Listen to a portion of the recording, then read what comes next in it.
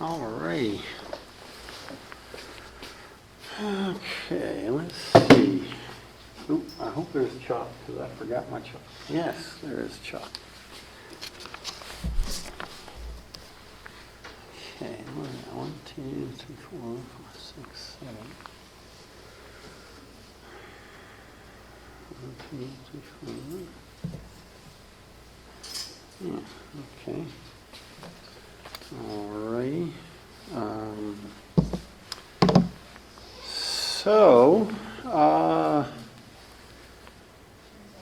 Trying to keep up with all the different things going on is probably not my best suit, but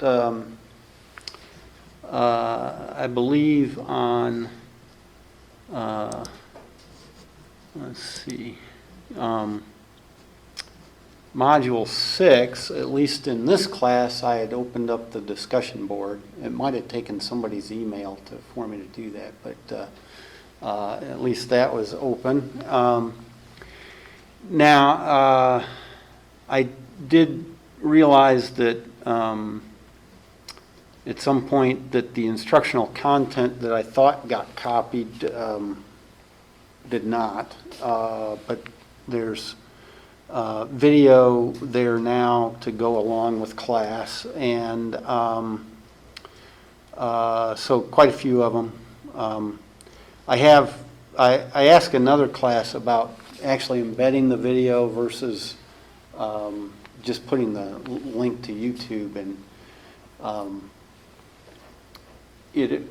and I've seen a little bit of this, but I guess it's not as actually probably as bad for me as it's for you, but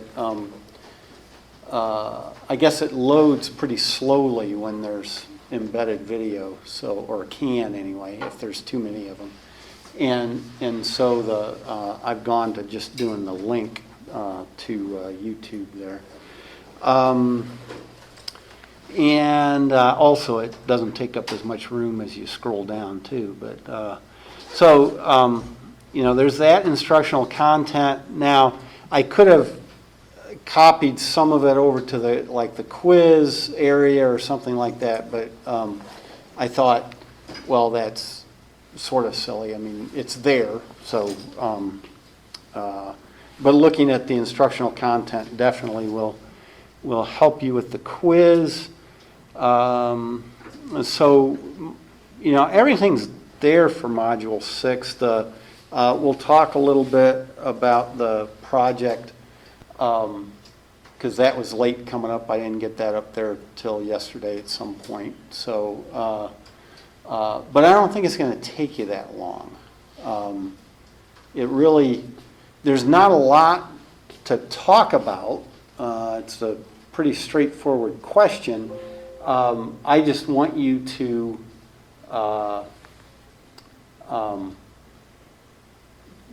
address it with all three of our techniques at this point. So least squares, which we're learning in this module, analysis of variance, and chi-square. Mostly to show you that they really are all giving the same answer, same basic answer. Okay, let's see. So, any questions on anything right now?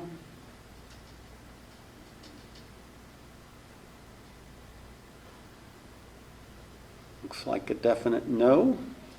Okay. All right then. Let's see. Okay, well, so let's talk more about least squares and regression. We don't have to do the calculation at all. We just need to get software to do it. And actually, we could do it just fine in something like Desmos, except it doesn't produce a p-value. And actually, neither does a spreadsheet usually, but it produces enough that we can pretty easily get the p-value from it. Okay, so, all right, so we're looking at linear regression. And I want to talk a bit about the hypothesis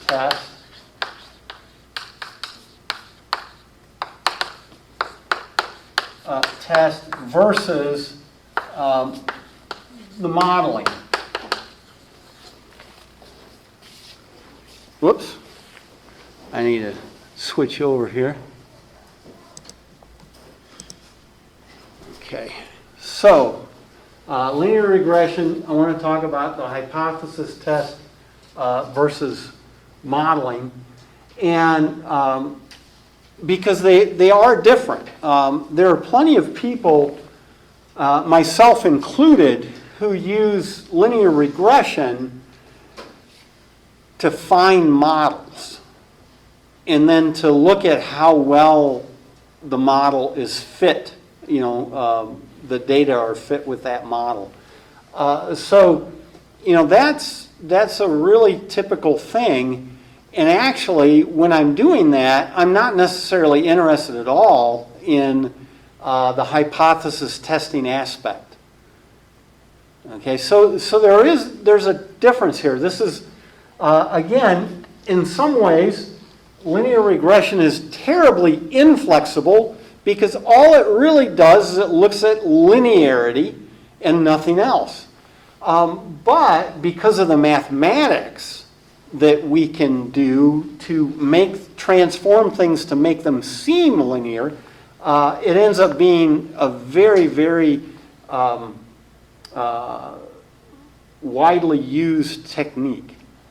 And so the hypothesis test part, the technical hypothesis test is that H0, we have the slope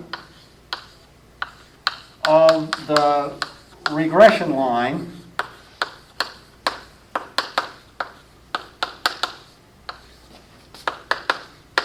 is 0.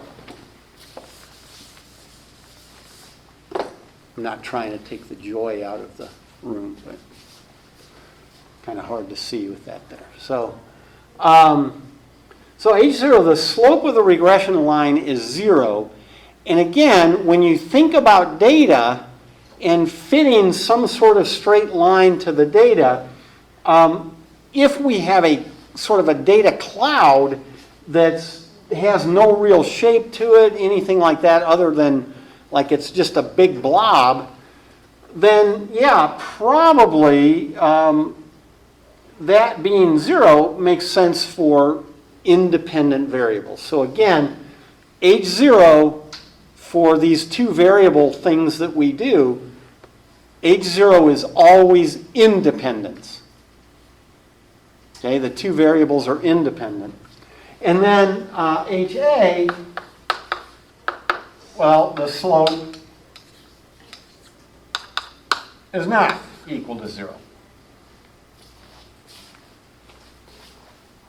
So that's the hypothesis test. And of course, for that we use a p-value, right? So to determine, which way we're going here, we use our p-value. And that p-value comes from the slope. Now, the model aspect,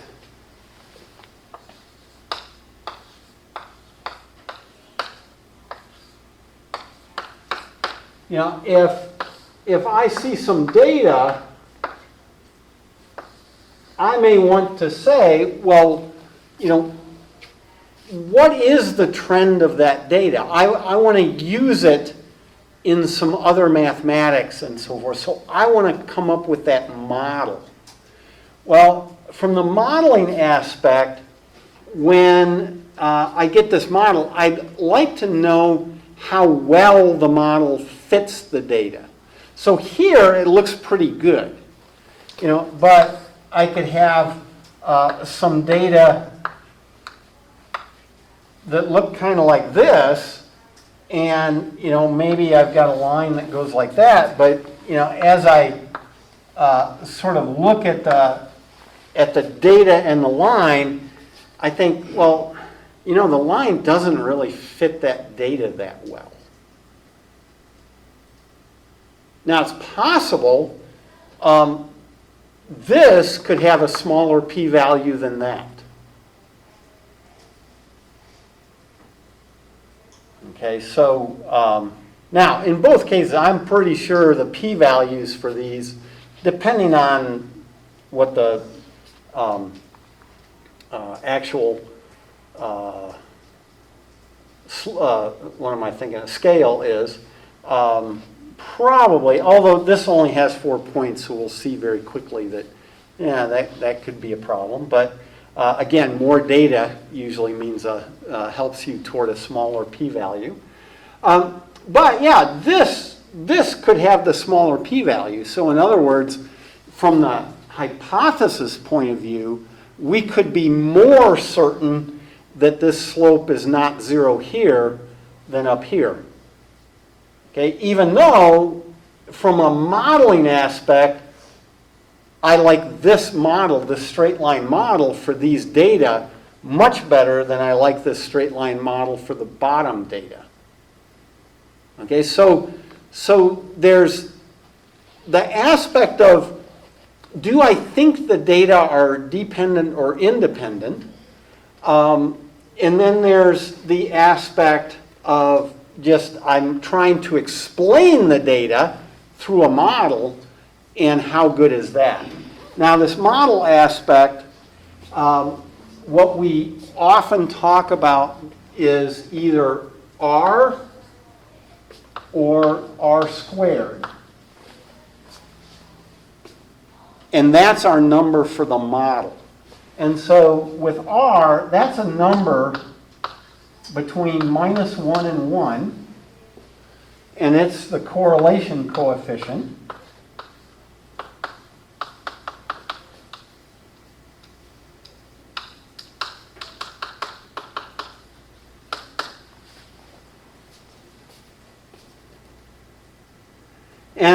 And so usually what we're looking for is either a -1 or a 1, you know, something toward the outside of that.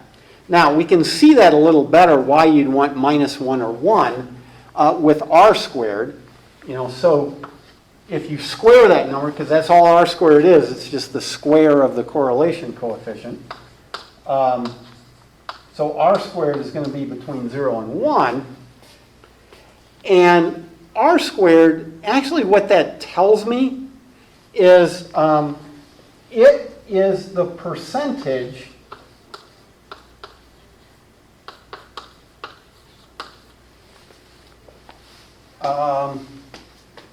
of the variance in Y explained by the model.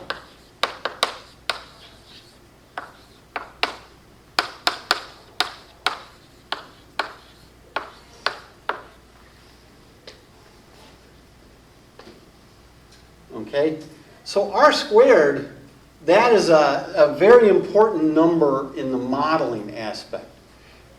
If I see a big R squared, something near 1, that's saying that a high percentage of all the variation in the data is explained by the model. Now, the weird thing is,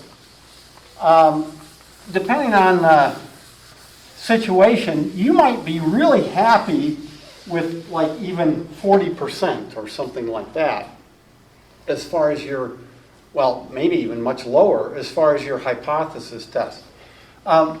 Because, for instance, if you have data that seem to have a definite upward trend here, like this, so, you know, I'm looking at a really big upward trend there. I'm sure the p-value is going to be really, really small. And, you know, so, you know, that definitely seems to have a upward slope. So I think there's definitely a dependency. But when you look at sort of how much noise there is around it, right, these data fall pretty far from the line. I mean, some data are right on the line, but other data are falling pretty far from the line. Okay? So when you see something like this, it's going to tend to drive r squared down. Okay, so, you know, that, I'm not sure what this would be. I'd have to have the numbers and so forth, but as I look at something like that, you know, I would think, you know, if that had a r squared of 0.6 or something like that, you know, or 0.5 even, well, sure, that seems reasonable because the model, you know, as you look at it, it looks like the model is really part of it. It's a very important part of the data. However, the data are also, even at any given x value, the data have a pretty big variance. And so, sure, that can happen.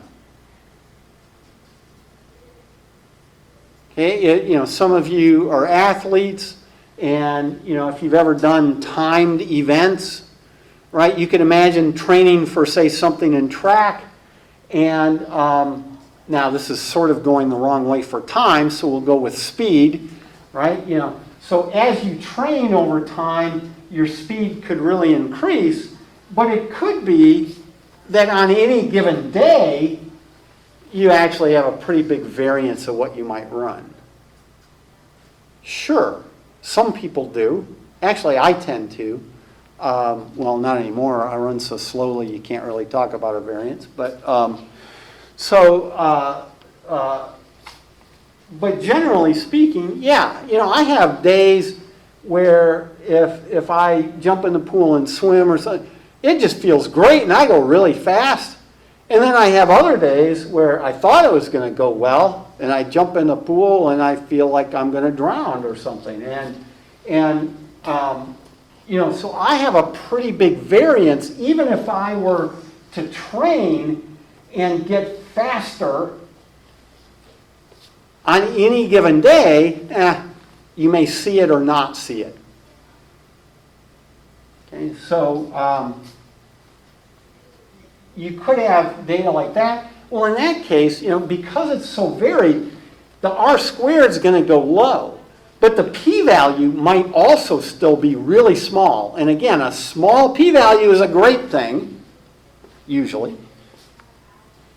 And a big r squared is a great thing, usually. And so, you know, you could have something like this where we see this big variance here, but, you know, which will make the r squared kind of small. But the p-value will still also be really, really tiny, way, way less than 0.05. Okay? But you could also see the opposite. Okay, so, you know, it could be that you have some data, and if those data are very much in a line like that, you know, that is going to, you know, tend to send r squared up. Okay, because as I look at the variance in the y, it's almost all explained by that straight line. Right? You know, if I know I'm here on x, you know, I'm right in there on the y value. There's not much variance at all. Right? I can predict really, really well with this. And so the r squared has more to do with the model prediction than it does with the hypothesis test itself. Okay, so you can actually have pretty good prediction. This is the weird part. You can have pretty good prediction, but the hypothesis test, you might fail to reject the null hypothesis. So it can happen. We'll look at a very small example. It will usually take a smaller amount of data to have that happen, because you need the statistics of chance, and with a small data set, well, you can get lots of variation that way. So anyway, that's, there's the modeling aspect is the R squared. The hypothesis test aspect is the p-value. And they themselves are very associated. Usually, with a really small p-value, you've got a bigger R squared and so forth, but not always. And then now the correlation coefficient, we don't really use it that much, but it can go between -1 and 1. And the only real difference is, at near 0, it's saying the model does not fit well. Near either -1 or 1, it says the model fits pretty well. It's not quite the percentage, it's the square root of the percentage. But the difference is a minus, you'll get a negative correlation coefficient anytime that the trend is downward, okay, a negative slope. So if the trend is downward, you'll get a negative R. If the trend is up, you'll get a positive R. And that's the only difference as far as -1 and +1. So still, it's much like the R squared itself, is that near 0, not so good for a model. Near 1, very good for a model. And in between, well, it's in between. So. Any questions on that?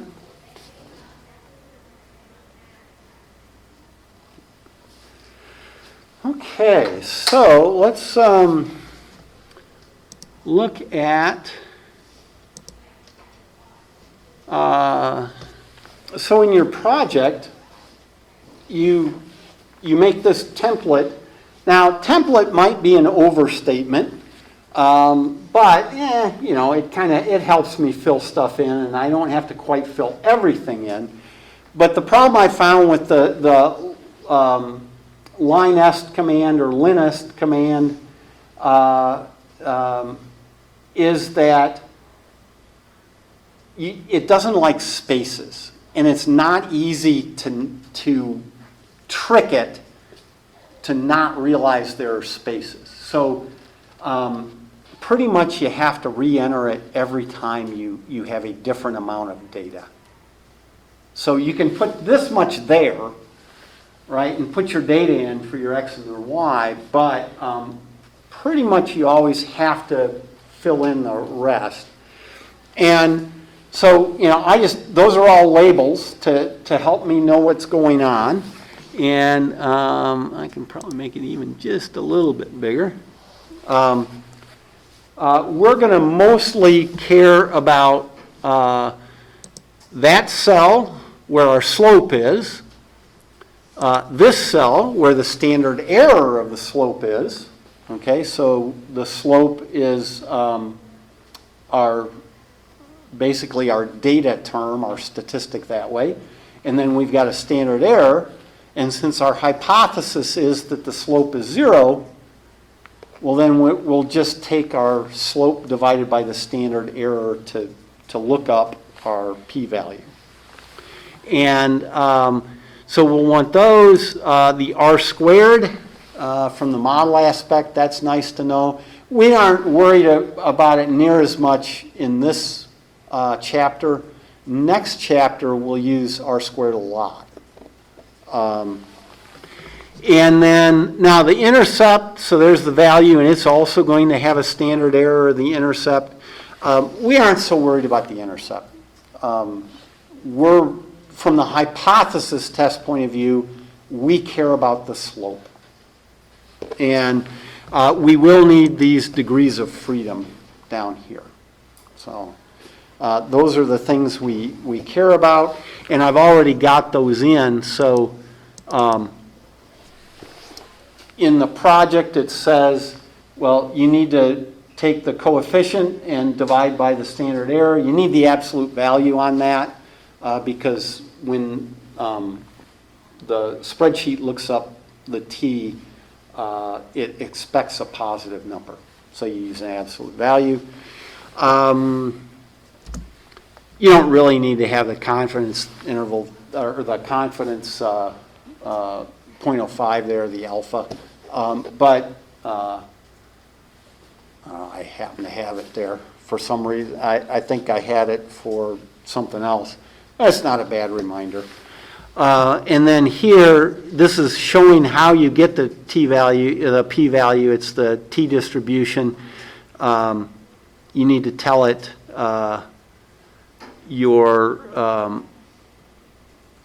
why does that say alpha?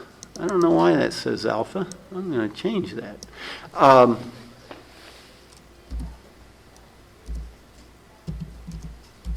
Should be your t-value.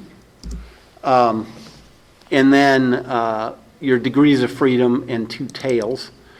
And so there it's getting the t statistic from E8, the degrees of freedom from F5, and it's using a two-tailed, a two-sided, I erased it, but two-sided test, right? Not equal to. And so to do it, this is, these are the project data and so forth. I wish, I had like an overhead camera on the keyboard, because that actually is the most important thing. Here's the second most important. Second most important is you need to highlight everything that you're going to fill in at once. Okay, because this is what's called a vector command.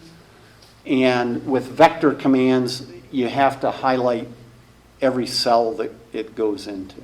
And it takes up 10 cells. Okay, and so you have to highlight everything. And then once you've highlighted it, without clicking on it again, see, because if I then click in here, the highlighting goes away, right? So, yeah, you want to highlight everything and then just start typing, and it's the linest command, L-I-N-E-S-T, and open parenthesis. Now, a very important thing, it's a little small on the screen there, but it says data y. It wants the y variable first.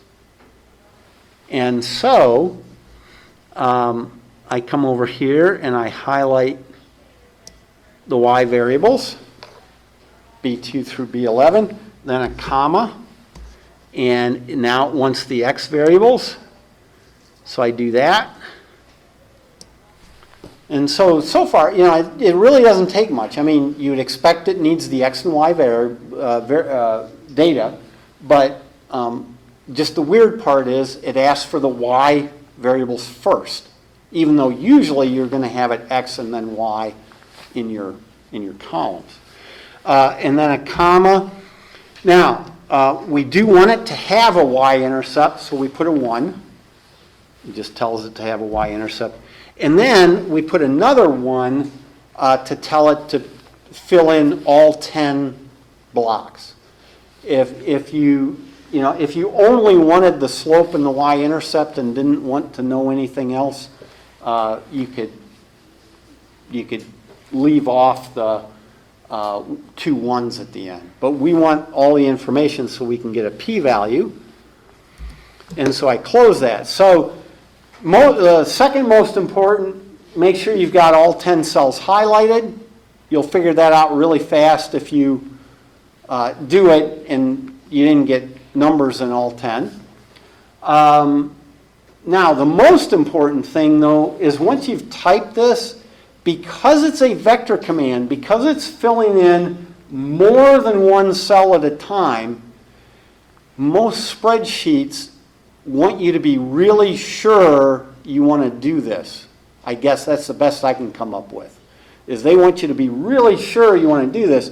And so now on Windows machines, I know it's control, you hold down the control key, the shift key, you hold both of those down, and hit enter while they're held down. And there you go. There it is. But see, you can't see me do that. even hidden behind the laptop screen. So, but I held down the control key, the shift key, and hit enter. You know, what has to happen is they all have to be hit at the same time. Well, because it does nothing when you hold the control and shift keys down, that way I can make sure I've done them all at the same time. Just hold those down and hit enter. Macs, it might still be control, shift, and enter, but it might be command, shift, and enter for a Mac. It's pretty well documented on the web, so you know you just look up vector command and Excel, you know, something like that, and you can get this. Okay, so there I got my slope. It's 0.74. I've got my standard error. It's about 0.19. And so when I do the division, I get 3.9, which I know is big enough. Now, how do I know that's big enough? Well, if we look at the book in the t-table, here's 2 tails and 0.05. So the t-distribution for different degrees of freedom, if you look down at like 5 degrees of freedom, you're around 2.5. And 5 degrees of freedom would be 7 data points. You know, and if you have fewer than like 7 or 10 data points, maybe you really shouldn't be doing a hypothesis test anyway. You know, it's pretty much if you have any reasonable amount of data at all, if your ratio, when you do that division, if you get a number bigger than 2.5, you're pretty certain you're going to be below 0.05. Okay. Again, it depends on degrees of freedom, but as degrees of freedom get bigger, the threshold number actually gets much, much smaller. It heads to 1.96, okay, our old friend from the normal distribution. So definitely, you know, if you're above 2, well, you're probably going to reject the null hypothesis, but you know, it's hard to say because, you know, I could have a fair amount of data and still need a number a little bit more than 2.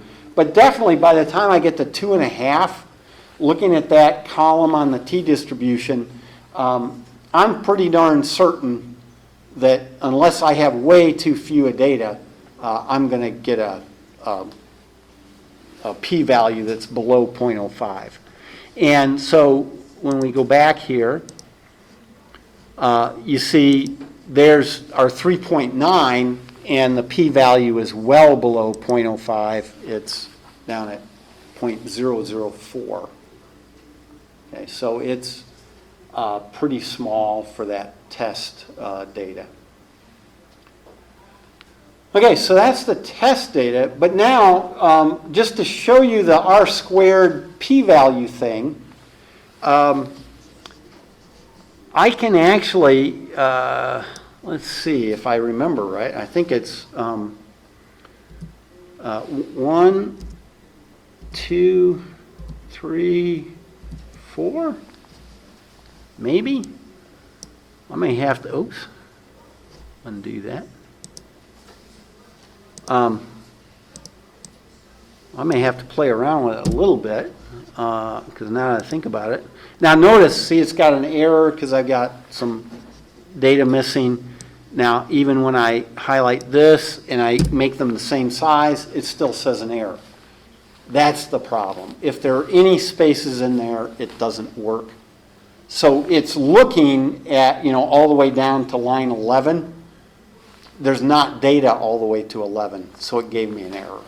So I'll have to retype it. Now, and to get rid of it, you have to highlight the whole thing at once to delete it.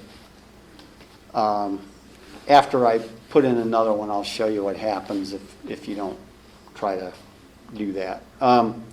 So there's 1, 2, 3, 4, and then actually, I think maybe I only want 3 of them. 1, 2, 4, 3. Let's try that. Okay, so there are my data. Like I say, I think I might want to get rid of that bottom row, but we'll try it here. That'll give me a chance to type this in front of you a couple times. So again, just the line est, open parentheses, y values first, comma, x values second, comma, 1, comma, 1. And again, the first one is for the intercept. The second one is to print out all the data. And then Control, Shift, and Enter.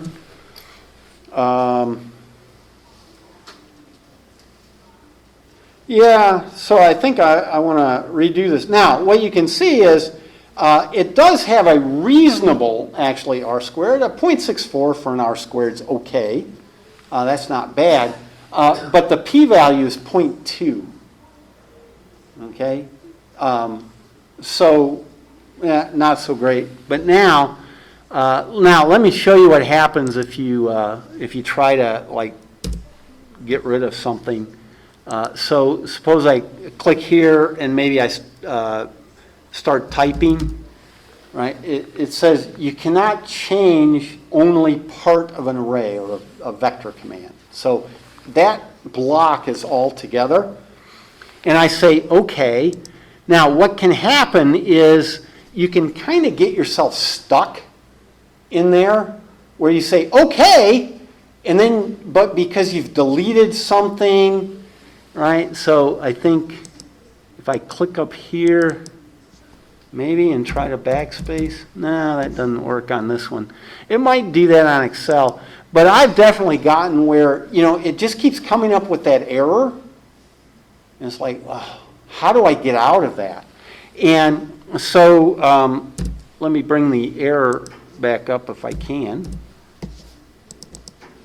There we go. So there's the error. Actually, over here in the, up by the entry line up there, on yours, if you're doing Excel, you'll probably see a big X. And if it's a big red X, you just want to click on that. And I think on mine, I just want to click on, maybe not on mine. Yeah, mine's a little different than yours. So mine might not make those loops. But I'll tell you, I know Excel does. You can feel like there's no way to get out of it. Right? It's the little red X up at the toolbar. Okay, so let me get rid of these. And of course, I get an error, so I'll have to redo it. It's still highlighted, and so equals line est, and there's my y. Comma, get my x.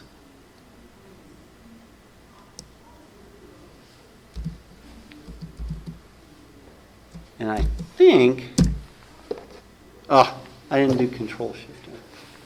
So let me try that again. Now I've got it there. I've got it like that. It might work to do a Control Shift Enter. No. See, so I've got to retype it. The commands can be quite fussy, and so I think it's actually good to see that I can have problems with them at times too, and I get frustrated with them definitely as well. Okay, now the Control Shift and Enter. And, yeah, okay. So there, if you look at the R-squared, it's 0.96. So it says 96% of the variation in those y variables is explained by the model. That's great. I mean, you aren't going to see that very often in real data. Yet, the p-value is at 0.12, so well above 0.05. Okay, so it would say we don't have enough evidence, even though we've got a model with a slope of 1.5, okay, because if you look at the slope, we have a model with a slope of 1.5 and an R squared of 96%, and yet it says you don't have enough evidence to claim a dependence here, or that the slope is not 0. You don't have enough evidence.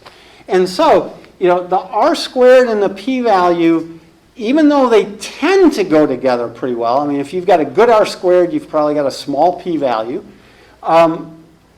But if you've got smaller data sets or funny looking data sets or something like that, no, they can be very, very different. And so I think that's very important, though, because some people, if they haven't been in a statistics class or something, they're just told, oh, look for the R squared, look for the R squared. And if we plot the data, so here I could insert a quick plot somewhere. So insert a chart, and you'll want to do an XY scatter plot when you do that. And then if you right click usually on one of the data, you can insert a trend line. There are other ways to do it as well. Linear, I can show the equation and show the R squared. And when you do that, so you see it's got the slope of 1.5 we had, and it's got the R squared of 0.96. So I can get this to tell me the model. I can just plot the data and have it tell me what the model is, but I can't do a hypothesis test because I don't have the standard error on that slope. Okay. All right. So let me. I'll just get rid of that. Oh, well, I guess I got to click out here first. Oh, now it's gone. Okay. So finally, what I want to finish up with today, I'll go back to this, may or may not have time to actually show the data in Excel, but I do have a video talking about it, is that actually, for the first time, we have, with the regression, we can actually run an analysis of variance using the regression. Okay, so suppose I have data with two categories. So it's one variable just has two categories, and it's numerical data for each category. So it'd be like an ANOVA. And in this case, now the data I actually have is petal length. So that's the numerical output, but it's for two different types of irises. One is setosa, iris something setosa, and the other one is versicolor. These just happen to be actually, somewhat famous, I guess, data sets, or well used. Many publications will use these data sets. And so the setosa, I think, is shorter. It may have numbers like 1.5, 1.7. These are in centimeters, I think. 1.3, 1.8. So it has numbers like this. And the versicolor, they're more like 4.5 and 4.3, 4.7, 4.2, something like that. And so with analysis of variance, we would ask, right, are the means the same? So in ANOVA, the null hypothesis, in this case, we would just have two means. So we would have that x bar for the setosa is equal to x bar for the versicolor. And again, with ANOVA, if we had more columns, well, we would just have equality among all the means.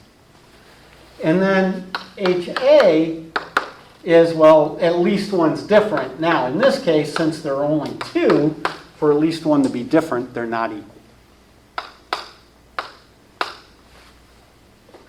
So that would be what we would do with the ANOVA. Now, the way we run this in a linear regression, the way we turn it into XY data, I mean, because you don't know, that's not X, that's not Y. These are both Y. They're both the response. And so what we would do, though, is we would create a dummy variable, is what they call it.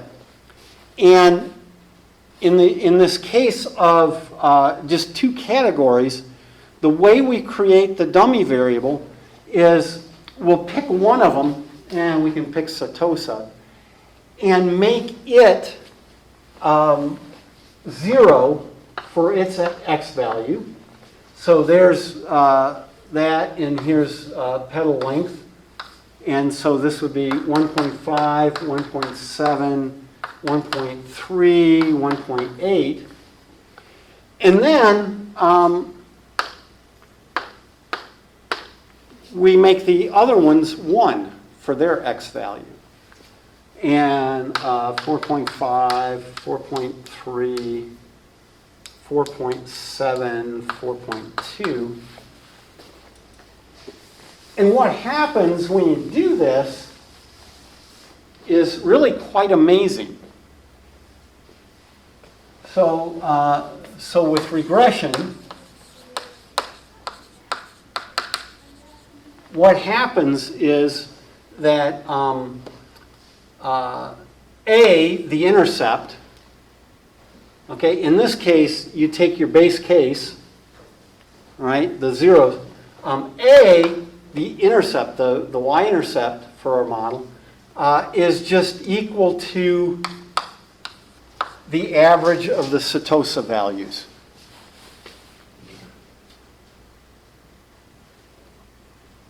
It's cool, you know, I mean, that they match up like that. And then B, the slope, is the difference of the values. So it's the versicolor average minus the setosa average.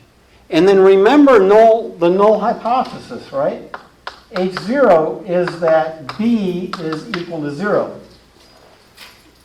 But if B equals 0, that means the mean of the versicolor is exactly the same as the setosa. Same null hypothesis.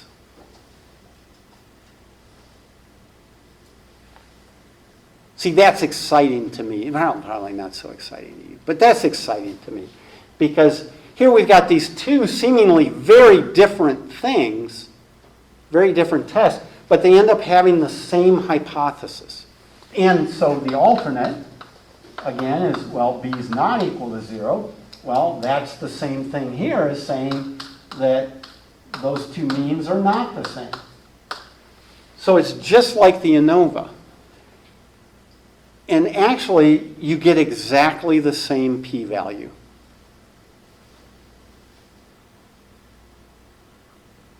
So all of a sudden, it sort of seems like we don't need the analysis of variance test, right? Because I could just set it up in my data this way and do it with regression.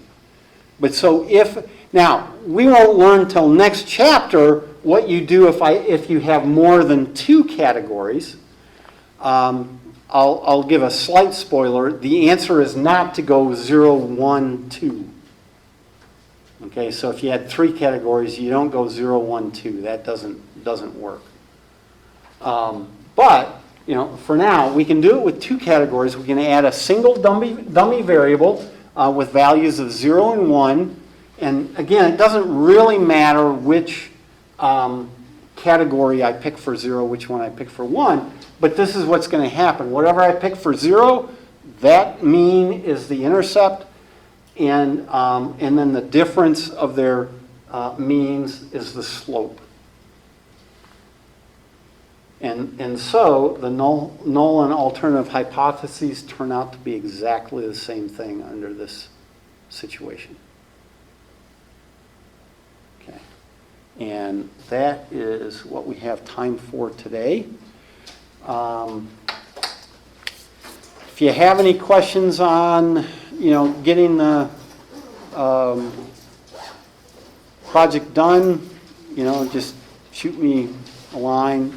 It's mostly about just getting the data in the right form so that then you can use your templates to do it. But that's all that you really have to do. Okay? See you next Tuesday.